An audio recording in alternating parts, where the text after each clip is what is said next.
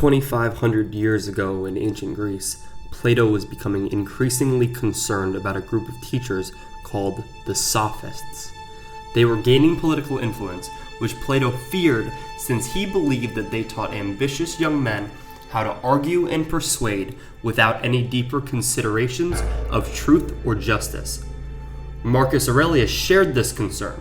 In Meditations, he wrote that, "For all my love of philosophy, I did not fall in with any sophist, or devote my time to the analysis of literature or logic, or busy myself with cosmic speculation." Aurelius is thanking his teachers and the gods for not having been influenced by this group. Today's video is about the Sophists, why they were so demonized, and if they have any ideas worth salvaging. The Sophists were a group of intellectuals competing with Socrates and Plato. They focused on teaching rhetoric and persuasion.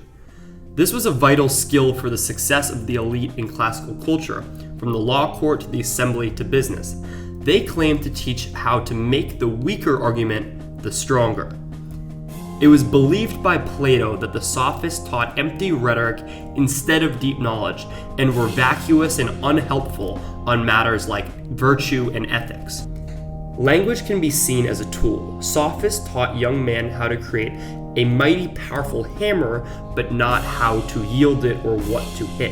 Thus, students would swing their hammer wildly and have no purposeful control over their power. The deeper philosophy that Aurelius and Plato speak to would ensure that those with a large hammer would know how to successfully wield it. A deeper philosophy pertaining to what is good and just is able to aim actions. It is better to start with Plato and then turn to a sophist rather than the reverse, since you build yourself properly up from the base. You start with your values, then you define your skills. An example of this comes from a book I was just reading called The Power Broker. Robert Moses started out as a deep idealist.